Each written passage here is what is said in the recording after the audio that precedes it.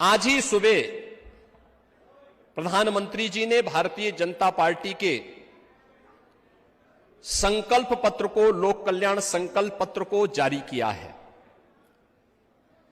आप देखेंगे एक विकसित भारत की संकल्पना को साकार करने वाला, आत्मनिर्भर भारत को आगे बढ़ाने वाला, युवा, महिला, किसान और गरीब जिसके आधार हैं, इस संकल्पना को जो 2047 तक जिस पर भारत दुनिया की एक सबसे बड़ी ताकत के रूप में, ग्लोबल लीडर के रूप में अपने आप को स्थापित कर सके, एक ऐसे भारत के निर्माण के लिए भारतीय जनता पार्टी ने अपना इलेक्शन का संकल्प पत्र जारी किया है, जिसे आप इलेक्शन घोषणा पत्र कह सकते हैं। मैनिफेस्टो भारतीय जनता पार्टी का जारी हुआ है और मैं कहूंगा कि भारतीय जनता पार्टी का एक एक कार्यकर्ता उस मैनिफेस्टो को थोड़ा पढ़े, संकल्प पत्र को पढ़े और फिर जनता जनार्दन के बीच में आप उसकी बात को रखेंगे तो भारतीय जनता पार्टी ने मोदी की गारंटी को आधार बनाया है।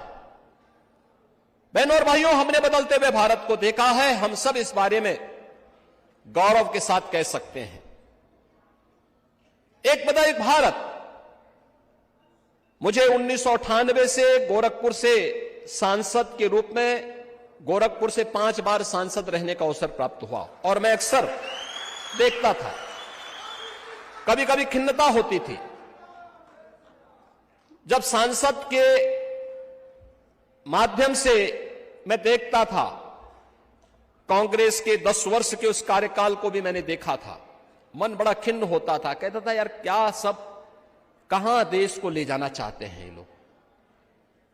कोई नेशनल एजेंडा नहीं था उनके एजेंडे में, न युवा था, न महिलाएं थी, न गरीब था, न किसान था। उनका एजेंडा स्वार्थ पर आधारित था, देश को फिर से विघटन की ओर ले जाने वाला था। लेकिन हमने पिछले 10 वर्ष के अंदर एक बदलते हुए भारत को देखा है, वैश्विक मंच पर जिसका सम्मान है। आज भारत के पासपोर्ट की कीमत बढ़ी है। आज भारत दुनिया के अंदर कहीं भी जाता है, भारत के 140 करोड़ की आबादी में से कोई भी भारतीय दुनिया के अंदर कहीं भी जाता है, उसका सम्मान, लोग उसको सम्मान की निगाहों से देखते हैं। अभी मैं देख रहा था देहरादून ऋषिकेश से ट्रेन की सुविधा श्रीनगर होते हुए कर्णप्रयाग तक, कोई सोचता था पहाड़ के लिए तो कनेक्टिविटी सबसे कठिन था, कितना कठिन था। हम लोग बद्रीनाथ की यात्रा के लिए जाते थे, केदारनाथ जी के लिए जाते थे, 12-12 घंटे लगते थे। आज तो हेलीकॉप्टर की सुविधा आधे घंटे के अंदर आपको बद्रीनाथ पहुंचा देगा, केदारनाथ धाम पहुंचा देगा।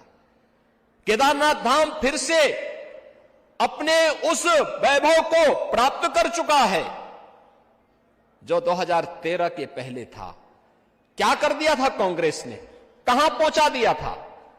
और पहाड़ में, क्योंकि मेरा तो बचपन ही यहां पे गुजरा है, 2-3 किलोमीटर नीचे जाना पड़ता था हमें पानी के लिए, और तब फिर बाल्टी में या किसी अन्य उसमें पानी भर करके लाना पड़ता था।